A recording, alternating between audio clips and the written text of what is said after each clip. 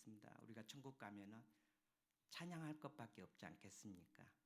찬양해 주신 여러분께 감사하며 이러한 찬양이 계속해서 불타오르는 귀한 교회 되기를 간절히 바랍니다.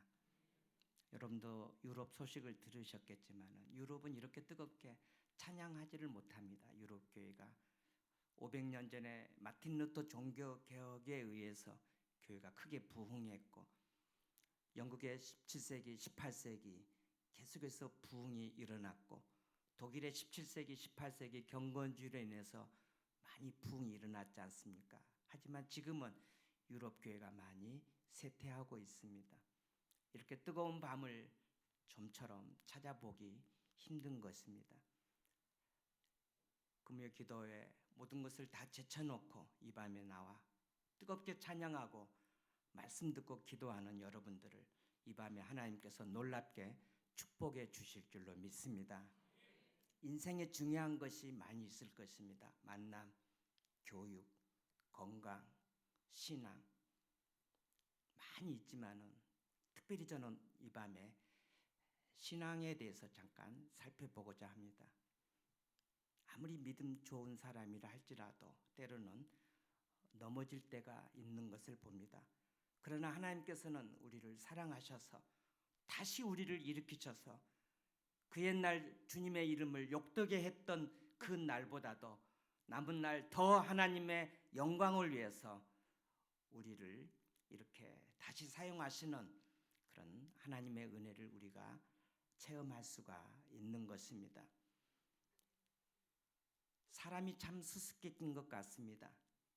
무슨 말인가? 아무리 믿음이 있어도 그 안에 의심이 함께 공존하고 있다고 하는 것입니다. 믿음과 의심이 함께 공존하고 있는 것입니다. 사도 바울은 하나님 앞에 그렇게 호소합니다. 오라 나는 공고한 사람이로다. 누가 이 사망의 몸에서 나를 건져내라 하면서 사도 바울 역시 얼마나 하나님 앞에 하소연했는지 모릅니다. 오늘 본문에 나오는 요나는 우리가 잘 알고 있습니다. 믿음의 사람입니다. 하나님의 영으로 충만한 사람입니다. 그런데 웬일인지 하나님의 명령에 불순종하는 모습을 우리들에게 보여주고 있는 것입니다. 저는 오늘 본문 말씀을 통하여 요나의 신앙생활에 대해서 살펴보고자 합니다. 첫 번째로 요나가 왜 이렇게 불순종의 길을 걸어가게 되었는가? 도대체 요나는 무슨 생각을 했기에 하나님의 명령을 거부하고 불순종의 길을 걸어가게 되었을까? 두 번째는 우리가 불순종의 길을 걸어갈 때 어떠한 일들이 일어날 것인가? 요나가 불순종의 그 길을 걸어갈 때 요나에게 무슨 일이 있었을까? 세 번째로는 하나님의 은혜 가운데 다시 요나가 회복되는 모습을 살펴보고자 합니다. 역사적인 배경은 이렇습니다. 아수르는 북방에 있는 이스라엘 민족을 아주 괴롭혔습니다. 요나는 그 아수르의 침략 때문에 늘 고통을 겪고 있었습니다. 그때 하나님께서는 요나에게 니느웨에 가서 복음을 전파하고 당신들이 회개하지 않으면 40일 만에 멸망할 것이라는 회개의 메시지를 전하라는 명령을 받습니다. 그러나 요나는 가서 회개의 메시지를 전하기 싫은 것입니다. 왜? 늘 아수르로부터 침략을 당했고 아수르 때문에 고통을 겪었기 때문에 가서 회개의 메시지를 전하고 싶은 마음이 없는 것입니다. 회개의 메시지를 전해서 저들이 회개하고 하나님 앞에 축복받는 모습을 보기가 싫은 것입니다. 마치 우리들에게 일본에 가서 복음을 전하라. 하나님, 다른 나라는 다 가겠는데 일본은 가기 싫습니다. 우리가 너무 고통을 저들로부터 당했기 때문에 일본만큼은 가서 복음을 전하기 싫습니다. 가서 회개의 메시지를 전해라. 그러나 가기 싫다는 것입니다. 한 2달 전에 일본에서 한인 목회하시고 선교하시는 선교사님이 베를린에 오셔서 이렇게 말씀을 전하시는데 자기 일본 선교지만 일본 선교사이지만은 자기 일본을 싫다고 그렇게 웃으면서 말씀을 하시더라고요. 하나님의 명령을 거부하고 니느웨를 안 가고 다시스로 가게 되는 것입니다. 뭐 때문에 요나가 이렇게 불순종의 길을 걸어갈 것인가 했을 때 요나에게는 편견이 있었습니다. 편협된 사고, 그리고 미움이 있었고, 그리고 증오가 그에게 있었다고 하는 것입니다. 우리는 기도하면 무조건 응답 받을 줄로 믿고 있는 것입니다. 그러나 기도에 딜레마가 있고 기도에 난제가 있습니다. 우리는 하나님의 축복을 원합니다. 기도 응답을 원합니다. 그러나 하나님께서는 기도 응답을 내가 주기 전에 먼저 거룩하게 하고 악한 길을 떠나고 마음속에 있는 편견과 부정적인 사고와 미움과 증오들을 다 내려놓으라고 하는 것입니다. 시편 66편 18절에 내가 내 마음의 죄악을 품면은 듣지 아니하시리라. 두 손 들고 찬양하는 손이 깨끗해야 되고 두 손 들고 하나님 앞에 부르짖는 우리의 입술이 깨끗하기를 주님이 원하시는 것입니다. 역대하 7장 14절에 내 이름으로 일컫는 내 백성이 그 악한 길에서 떠나 스스로 겸비하고 기도하여 내 얼굴을 구하며 내가 하늘에서 듣고 그 죄를 사하고 그 땅을 고칠지라. 솔로몬이 하나님 앞에 성전을 이제 짓고 하나님 앞에 봉헌 예배를 드릴 때 하나님께서 솔로몬에게 다시 나타나서 이렇게 말씀하시는 것입니다. 또다시 이 땅에 기근이 들고 전염병이 돌고 백성들이 큰 고통 가운데 있었을 때 이렇게 아름답게 지은 성전 안에 너희들이 모여서 먼저 악한 길을 떠나고 그리고 겸비하고 기도하고 하나님의 얼굴을 찾을 때 내가 하늘에서 듣고 이 땅을 고쳐주시겠다고 말씀했던 것입니다. 우리는 그저 기도 응답을 받기를 원합니다. 그러나 하나님은 우리 안에 있는 증오, 편협된 생각, 불평, 불만, 악한 길에서 떠나라고 말씀하고 있는 것입니다. 요나가 하나님 앞에 쓰임받기 위해서는 니느웨에 대한 증오, 아수르에 대한 증오, 잘못된 생각, 편협된 생각을 요나는 하나님 앞에서 버려야 한다고 하는 것입니다. 기도 응답의 비결은 하나님 앞에 철저하게 회개인 줄로 믿습니다. 잘못 생각했던 것, 잘못 말했던 것, 잘못 살았던 것을 철저하게 회개할 때 하나님께서 다시금 저희들에게 기도 응답과 큰 은혜를 부어주실 줄로 믿습니다. 두 번째로 불순종의 길에는 징계가 따르는 것을 보게 됩니다. 우리가 신앙생활을 하면서 하나님 앞에 불순종한다는 것만큼 두려워해야 할 일이 또 어디 있겠습니까? 요나는 니느웨로 가지 않고 결국은 다시스로 가게 됩니다. 하나님은 요나를 추적하십니다. 요나가 탄 배는 풍랑을 만나게 됩니다. 하나님은 요나를 추적하셔서 풍랑을 보내셨던 것입니다. 몇 사람은 풍랑의 원인을 알기 위해서 제비를 뽑았습니다. 그 재앙이 요나 때문에 온 것을 알았습니다. 그래서 요나를 바다에 산채로 던져버렸던 것입니다. 2절에 보니까 내가 받는 이 고난으로 말미암아, 그렇습니다. 사랑하는 성도 여러분, 하나님 앞에 불순종한 그 길에는 고난이 따른다는 것입니다. 왜냐하면 하나님이 우리를 너무 사랑하시기 때문에. 하나님께서 우리를 어떻게 구원하셨습니까? 엘리 엘리 라마 사막다니 나의 하나님 나의 하나님 어찌하여 나를 버리셨나이까? 주님은 저 십자가에서 자신의 혈관과 심장을 터뜨려 우리를 구원하시기 위해서, 죄악된 세상에서 우리를 구원하시기 위해서 주님이 갈보리 십자가 위에서 비참하게 피를 흘리며 죽으셨지 않았습니까? 그래서 오늘 우리들을 구원하셔서 저와 여러분들이 이 밤에 하나님의 성전에 나와 찬양하며 예배하며 말씀 듣고 있지 않습니까? 하나님의 은혜인 줄로 믿습니다. 하나님께서 사랑하시는 아들 독생자를 죽이시기까지 하면서 저와 여러분들을 죄악에서 다시금 구원해 주셨다고 하는 것입니다. 하나님 은혜로 우리는 구원받은 줄로 믿습니다. 그런데 하나님의 뜻대로 살지 않았을 때 하나님은 참으시다가 때로는 우리들에게 고난을 주시기도 하는 것입니다. 물고기 뱃속으로 요나가 들어가는 큰 고난을 겪게 되는 것입니다. 요나에게는 이루 말할 수 없는 고통이 주어지게 되는 것입니다. 상상해 보시기를 바랍니다. 물고기 뱃속 좁은 공간입니다. 썩은 냄새나는 그곳입니다. 기독교 수양관같이 좋은 곳이 아닙니다. 더럽고 냄새나고 추하고 그런 곳에 요나가 갇히게 되는 것입니다. 수중 고난학교라고 부를 수 있는 것입니다. 사랑하는 성도 여러분, 고난은 참 수수께끼지 않습니까? 정말로 신비스러운 게 고난인 것입니다. 아무도 모릅니다. 하나님밖에 이 비밀을 알 자는 없는 것입니다. 때로는 우리가 알 수 없는 고난을 겪을 수도 있습니다. 해석이 안 되는 고난이 우리에게 닥칠 수도 있습니다. 내 가정 속에, 내 인생의 삶 속에.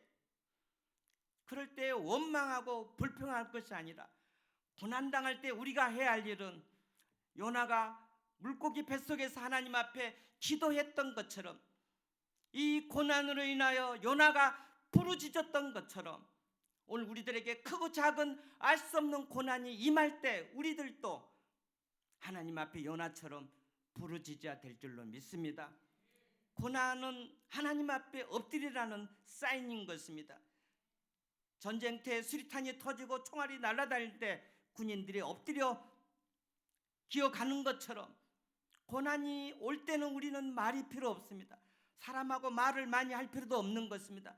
그저 살아계신 하나님 앞에 우리는 엎드리는 길밖에 없는 것입니다. 하나님 앞에 부르짖기를 바랍니다.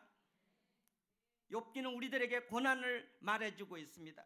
그러나 사실 욥기는 고난의 책이 아니라 하나님의 주권이 우리 인생을 주장하고 있다는 절대 주권의 신학을 가르쳐주는 책이 욥기 아니겠습니까? 욥의 고난이 얼마나 신비합니까? 하나님의 절대 주권인 것입니다. 좀처럼 우리의 이성으로는 해석이 안 되는 고난인 것입니다. 욥기가 처음에는 내가 죄가 없다라고 친구들에게 말하고 있습니다. 엘리바스, 빌닷, 소발 친구들이 왔고 너 한번 생각해봐라. 너가 의인인데 왜 하나님이 고난을 주시겠는가? 너가 죄를 지었기 때문에 고난이 오지 않는가? 인과응보의 법칙으로 나갑니다. 그러나 욥은 그게 말이 안 된다는 거죠. 그러다가 욥기 42장에 보니까 욥기 하나님 앞에 두 손 들고 회개하지 않습니까? 회개할 때 하나님께서 욥의 친구들을 진노하시고 그리고 욥에게 갑절의 축복을 욥기 42장 10절에 주셨습니다. 알 수 없는 고난 속에서 그저 우리가 하나님의 주권을 붙잡고 하나님 앞에 기도할 때 하나님의 때 하나님의 방법으로 이 고난의 문제를 해결해 주실 줄로 믿습니다. 고난은 하나님으로부터 시작돼서 하나님께서 끝나기를 원하실 때 이 고난은 끝나는 것입니다. 내가 고난을 끝낼 수가 없는 것입니다. 요나가 고난을 끝낼 수가 없는 것입니다. 하나님이 다루시는 그 기간이 있다고 하는 것입니다. 사랑하는 성도 여러분, 힘들고 어려운 일이 많이 있다 할지라도 고난 때는 우리가 하나님 앞에 무릎 꿇고 기도해야 될 줄로 믿습니다. 이 물고기는 가정의 풍랑일 수도 있습니다. 건강의 문제일 수도 있습니다. 사업의 풍랑일 수도 있는 것입니다. 자녀들의 아픔일 수도 있는 것입니다. 물고기는 수많은 탕자들을 만나기 위해서 하나님이 이미 예비하신 구속의 도구인 줄로 믿습니다. 은혜의 도구인 줄로 믿습니다. 그렇습니다. 수많은 사람들이 이 물고기를 만나기 전까지는 잘 기도하지 않습니다. 그러나 물고기를 만날 때 사람들은 하나님 앞에 엎드리게 되는 것입니다. 어떤 사람은 고난이 왔을 때 더 강팍해진 사람도 있는 것을 봅니다. 더 시험 들고 더 교회를 뛰쳐나가고 성경을 덮어버리고 기도하지 않는 사람도 있습니다. 이해가 갑니다. 얼마나 고난이 해석이 안 되고 이해가 안 되고 도저히 힘들 때 그렇게 하겠습니까? 제 이전 사촌 동생이 권사인데 서울에서 이제 어느 교회 다니는데 남편도 장로님이고 두뇌가 신앙생활을 참 잘합니다. 그런데 몇 년 전에 갑자기 유방암 진단을 받았습니다. 근데 이 여동생이 뛰쳐나가는 거예요. 저는 너무 놀랐어요. 그렇게 담임 목사님께 충성하고 교회를 위해서 그렇게 봉사를 했는데 왜 하나님이 내게 유방암을 주시냐는 거예요.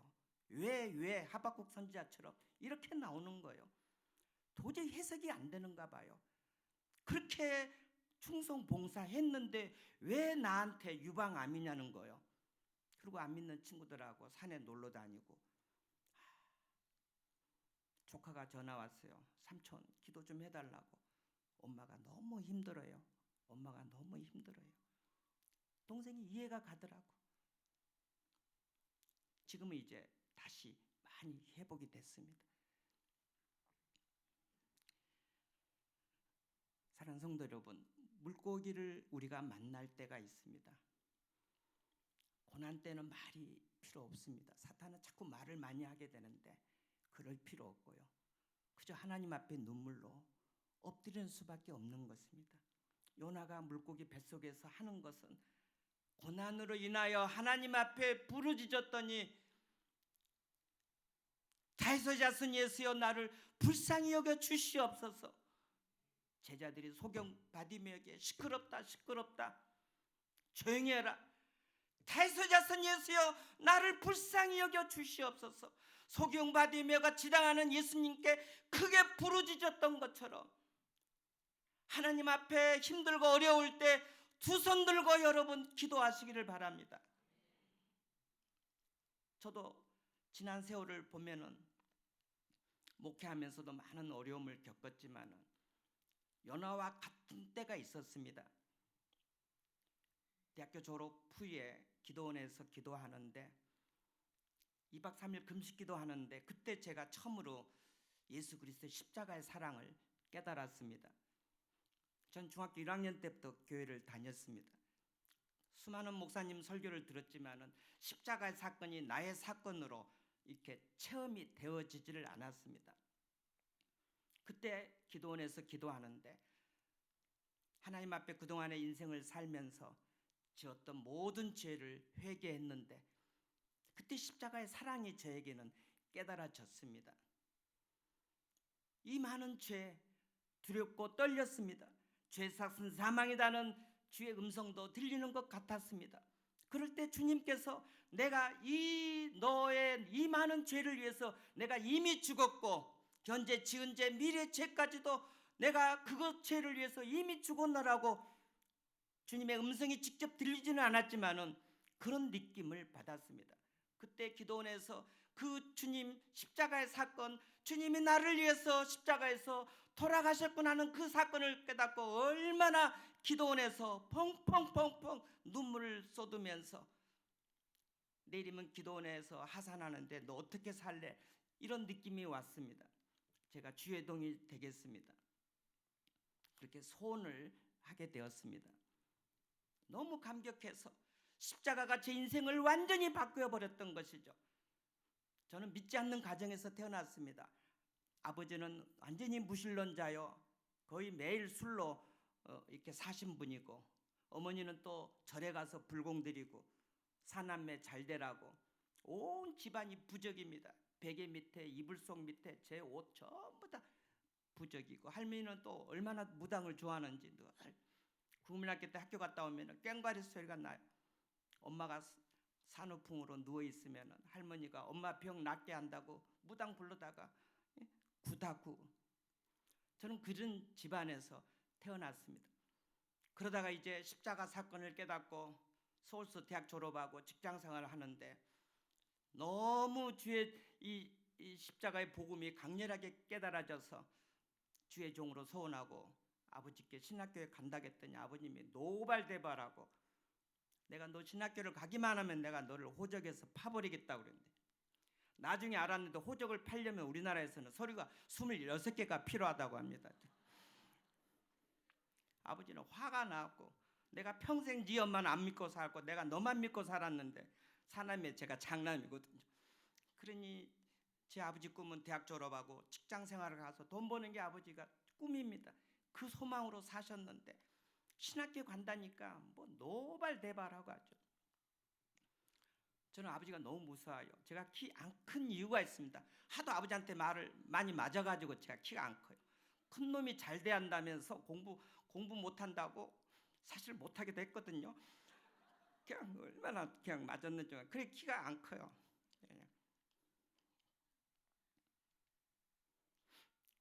근데 아버지 무서워서 신학교 안 가겠다고 하고 서울 가서 다시 직장 생활 하는데 몸이 이상해요. 일어났는데 그래서 진찰을 해봤더니 폐결핵 진단이 나온 거예요. 저는 그때 결심했습니다. 아, 내가 아버지 따라서 살다가는 내가 죽겠구나. 저는 그 전까지는 폐결핵 걸리기 전까지는 아버지가 무서웠습니다. 하나님을 믿기는 믿었지만은 그런데 폐결핵 걸리는 딱 순간 하나님이 무섭고 아버지는 안 무섭더라고요. 이제 죽고 사는 게 제 인생이 아버지에게 달리는 게 아니라 하나님의 손에 달려 있다는 것을 제가 그때 아주 뼈저리게 느꼈습니다. 제 아버지가 저한테 그래요. 너는 아버지가 왜 둘이냐고요. 아버지로서는 이해가 안 되는 거예요. 아버지는 나인데 자꾸 아버지 하니까 아버지는 하나님의 아버지를 모르는 거예요. 아버지는 나 혼자인데 왜 너는 자꾸 하나님 아버지를 찾냐는 거예요. 아버지가 왜 둘이냐는 거예요. 저는 하나님 아버지가 무섭더라고요. 폐결핵인데 그때가 1985년도입니다. 그때 우리나라 폐결핵 약이 막 나올 때입니다. 아이나 리판핀 뭐 그렇게 폐결핵 약이 막 개발돼서 뭐 잘만 복용하면은 죽지 않는다고 그래요. 황산스프레트마이신 엉덩이 주사 한 3개월 반 맞고 저는 꾸준히 약을 먹었습니다. 그때만큼 제가 기도를 많이 한 적이 없습니다. 지금 목사 돼서 그렇게 기도를 많이 못 하는데 그때 청년 때 그때 한 29, 그 정도 30 정도에 새벽기도 끝나고 담임 목사님 설교하시고 그리고 개인기도 하잖아요. 그때 제가 기도를 제일 많이 했습니다. 2시간, 3시간, 4시간 있고 얼마나 하나님 앞에 눈물로 기도했는지 모릅니다. 그리고 그때 옛날 찬송가 그 360자 예수 나를 오라 하네 그 찬송을 두 손 들고 1년 내내 불렀는데 하나님이 저를 부르시더라고요. 저는 목사가 안 된다고 해요. 저는 장로가 되는 게 꿈이었습니다.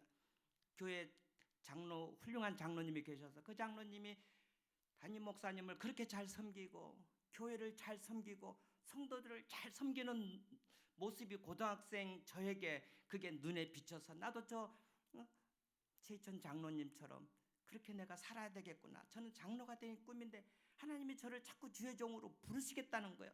저는 아니라고 그랬는데 하나님 자꾸 부르시는 거예요. 고집을 꺾기 위해서 하나님이 풍랑을 보내주셨는데 폐결핵이라는 풍랑을 보내주신 겁니다. 여기서 저는 두 손 들게 된 것입니다. 1년 내내 두 손 들고 하나님 앞에 기도했는데 한 10월 정도에 아버님이 저를 부르세요. 애야, 내가 너 가는 길을 막을 수가 없다. 그래서 네가 하고 싶은 대로 해라. 아버지도 포기한 거예요. 신학교 가라. 등록금 주고 한 달에 용돈 5만 원 주고. 그래 아버님이 응답하셨습니다. 할렐루야. 기도하니까 그렇게 무서운 아버지도 허락하시더라고요. 나중에는 우리 아들이 목사 됐다고 또 막 자랑하고 다니셔야죠. 사랑하는 성도 여러분, 저는 1년 만에 완치가 됐습니다.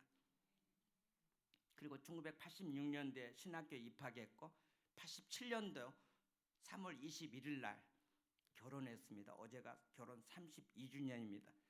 하나님 은혜로 건강하게 새 아이 낳고 잘 살고 있습니다. 사랑하는 성도 여러분, 저를 보니까 불순종하면 안 되겠더라고요. 아버지가 무서운 게 아니라 살아계신 하나님이 무서운 것입니다. 하나님은 살아계신 하나님이신 줄로 믿습니다. 믿으시면 아멘. 큰 소리로 아멘. 이 밤에 두 손 들고 살아계신 하나님 앞에 여러분의 모든 문제를 털어놓고 기도하시기를 바랍니다. 하나님이 하늘문을 여시고 응답해 주실 줄로 믿습니다. 요나가 이제 하나님 앞에 기도하면서 결심합니다. 물고기 뱃속에서 여호와 하나님 앞에 기도합니다. 4절에 보니까 내가 주의 목전에서 쫓겨났을지라도 다시 주의 성전을 바라보겠다고 고백하고 있습니다. 요나의 결심입니다. 내가 주의 목전에서 쫓겨날지라도 다시 주의 성전을 바라보겠나이다. 따라서 해볼까요? 다시 주의 성전을 바라보겠나이다. 저는 이 말씀이 참 제 마음에 많은 감동이 옵니다. 믿지 않는 가정에서 태어나서 목사가 돼서 목회가 뭔지도 모르고 영국 유학 마치고 와서 목회하면서 교회는 부흥하면서도 저는 많은 어려움을 겪었던 것입니다. 30여 년 전도사 생활부터 목회하면서 그러나 많은 어려움을 겪었지만은 제가 제 자신에게 한번 좀 점수를 주는 게 있습니다. 그래도 제가 낙심은 하지 않더라고요. 제가 1m 85는 안 되지만은 제가 낙심은 하지 않습니다. 아무리 어렵고 힘들어도 다시 또 일어나는 것입니다. 어려울 때마다 저는 누구 원망하지 않습니다. 저는 싸울 재주도 없고요. 싸우는 머리도 안 돌아가고요. 저는 그저 목회하면서 지금까지 그냥 기도만 하는 것입니다. 너무 힘들어서 영국 유학 마치고 서울에 청빙받아서 목회하는데 너무 힘들어서 20일 금식 기도를 했더니 하나님이 독일로 보내시더라고요. 40일 했으면 미국으로 보내실지도 모르겠어요. 저는 안 싸웁니다. 그저 하나님 앞에 기도했더니 하나님의 때 하나님의 방법으로 인도해 주시는 것입니다. 사랑하는 성도 여러분, 힘들고 어려울 때 당신 때문이다 이거 필요 없습니다. 너 때문이다. 다 나 때문인 것입니다. 나 때문이 아니지 않습니까? 요나 따라서 해볼까? 요나 내가 문제입니다. 다 상처받았다는데 나도 상처 주거든요. 그렇지 않아요? 내가 문제인 거예요. 자, 요나가 하나님 앞에 결심합니다. 내가 다시 주의 성전을 바라보겠나이다. 다시 이제 하나님의 뜻대로 살겠다는 것입니다. 니네를 벗어나서 다시스로 가던 잘못된 불순종 길에서 다시 돌아와서 이제 하나님 내가 순종하면서 살겠습니다. 이제 하나님의 영광을 위해서 살겠습니다. 이제 다시 기도하겠습니다. 다시 성경을 펴서 읽겠습니다. 너무 힘들면 사람들이 성경을 덮어버리더라고요. 그러면 안 되거든요. 힘들고 어려울지라도 성경을 읽어야 되는 것입니다. 여러분 힘들고 어려워도 성경 말씀을 펴서 하나님이 내게 주신 말씀을 붙잡으시길 바랍니다. 그 말씀을 붙잡고 이렇게 성전에 나와서 밤을 새면서 눈물로 하나님 앞에 기도하시기를 바랍니다. 다시 전도하겠습니다. 다시 봉사하겠습니다. 다시 사랑하겠습니다. 요나에만 편협된 사고가 있습니까? 우리들에게도 편견이 있지 않습니까? 우리도 오해할 때가 있지 않습니까? 우리 안에도 증오가 있지 않습니까? 우리에게도 미움이 있지 않습니까? 오늘 밤 이것을 다 회개하고 하나님 다시 사랑하겠습니다. 다시 교회를 위해서 충성 봉사하겠습니다. 아멘. 서울서 목회하면서 연말 되면 불안해요. 또 어떤 권사님 집사님 왔고 목사님 내년에 구역장 빼주세요. 성가대 못하겠습니다. 교사 못하겠습니다. 꼭 그런 분들이 몇 분 계세요. 온 세계 교회 빼놓고요. 서울에 있는 교회 쉬겠다고 그래요. 하나님 나라 가서 일찍 가서 쉬실래요? 사랑하는 성도 여러분, 건강할 때 하나님이 은혜 주실 때 교회 봉사 열심히 하시기를 바랍니다. 저는 유학생들만 있는 교회입니다. 유학생도요 열심히 신앙생활 하니까 하나님이 그들의 앞길을 열어주시더라고요. 없는 돈에서 헌금하고 열심히 교회 봉사하고 비모라도 하고 뭐라도 하는 유학생들의 앞길을 하나님이 열어주시는 것을 저는 많이 보았습니다. 실력이 있다고 해서 다 길이 열리는 것은 아니더라고요. 또 실력이 없다고 해서 길이 안 열린 것도 아니더라고요. 다시 얘기합니다. 나의 때가 하나님의 손에 있사오니 우리의 때가 하나님의 손에 있고 하나님께서 우리의 앞길을 인도해 주시는 줄로 믿습니다.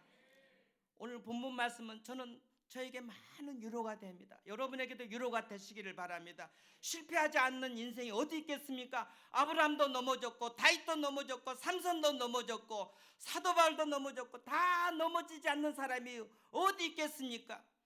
우리 넘어질 때가 많이 있습니다. 믿음과 의심이 함께 공존하지 않습니까?